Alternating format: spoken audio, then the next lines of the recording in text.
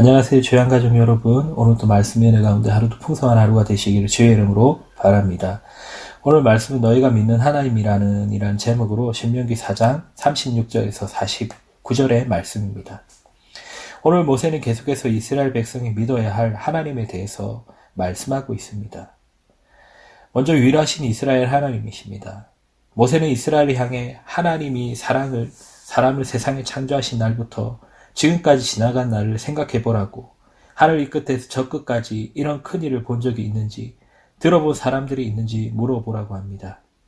애굽에서 이스라엘 민족을 인도하여 내시려고 애굽에 10가지 재앙을 내리시고, 또 홍해를 마른 땅을 같이 건너게 하시고, 광야에서는 구름기둥과 불기둥으로 인도하신 것은 하나님 외에는 다른 신이 없음을 알게 하려 하심입니다.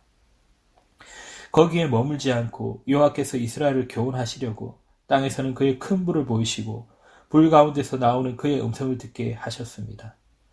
피조물인 인간이 잘 살게 하기 위해서 진리로 교훈하시는 신은 세상에 어디도 없습니다. 여호와께서는 내 조상들을 사랑하셔서 후손인 너희를 택하여 큰 권능으로 친히 애굽에서 나오게 하시며 너보다 강대한 민족을 내 앞에서 쫓아내고 너희를 그들의 땅으로 인도하여 그것을 내게 기업으로 주시며 오늘에 이르게 하셨으니 그런즉 너는 오늘 위로 하늘에나 아래 땅에 오직 여호와는 하나님이시요 다른 신이 없는 줄을 명심하고 오늘 내가 내게 명령하는 하나님의 규례와 명령을 지키라. 그러면 너와 내 후손이 복을 받고 내 하나님 여호와께서 내게 주시는 땅에서 한없이 오래 살게 될 것이라고 말씀하고 있습니다. 하나님이 누구이신지 아는 사람이 그 말씀에 순종하는 자에게 주시는 약속이 반드시 이루어질 것을 믿고 기쁘게 순종합니다. 하나님이 누구시며 과거에 우리에게 어떤 은혜를 베푸셨는지를 잊지 않는 사람이 오늘 우리에게 주시는 명령에 순종하게 됩니다. 이스라엘 백성들은 과거의 은혜를 잊고 하나님 말씀에 불순종하고 우상을 섬겼습니다. 우리는 그런 길을 가지 말고 오늘 모세의 당부를 우리에게 주는 것으로 받고 하늘과 땅에 오직 유일하신 하나님만을 우리를 위해 언제나 말씀으로 베풀어 주시는 그 하나님의 말씀에 순종하여 살기를 바랍니다. 두 번째로 하나님의 사랑이 나타나는 것은 도피성입니다. 모세는 그때의 요단 동편 땅에서 세 성읍을 구별합니다. 이는 과거에 원한이 없이 부지 중에 살인한 자가 그것으로 도피하게 하기 위함이며 그중 한 성읍으로 도피한 자가 그의 생명을 보전하기 위해서입니다. 율법은 고의로 사람을 죽인 사람을 반드시 죽이라고 합니다.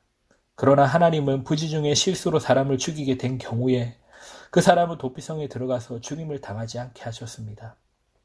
민수기 35장에서 하나님은 요단 동편의 3개, 요단 서편 땅의 3개를 두라고 말씀하셨기에 모세는 요단 동편 땅을 분배한 후에 루벤 지파를 위해서는 베셀에, 갓 지파를 위해서는 길르앗 라못에, 므낫세 지파를 위해서는 골란에, 곧 자기들의 땅의 도피성을 지정하게 합니다.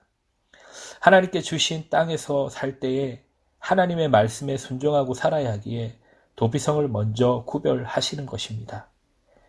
여기서 알아야 할 것, 각 지파의 땅에 도피성이 하나씩 있는 것은 멀면 가다가 사람들에게 붙잡힐 수 있기 때문입니다. 도피성에는 또 대제사장이 있어 그에게 자기의 죄를 고백해야 하고 고의로 죽인 것인지 아닌지 판단하고 그 제사장이 죽을 때까지 그곳에 있다가 대제사장이 죽으면 그는 자유를 얻어 고향으로 돌아갈 수 있었습니다.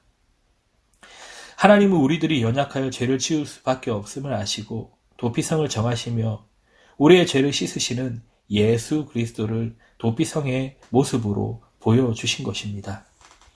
우리들은 죄인이지만 예수 그리스도 안에서 용서와 평안과 안식을 누릴 수 있는 것을 알고 어떤 경우에도 주님을 찾기를 원합니다.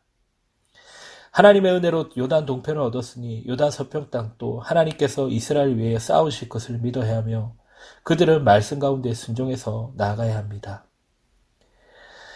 믿음도 없고 순종도 없으면 하나님의 역사를 반할 수 없습니다. 하나님께서 우리에게 믿음을 더하셔 주시기를 구하며 말씀에 순종하며 늘 하나님께서 베푸시는 은혜 가운데 살기를 바랍니다.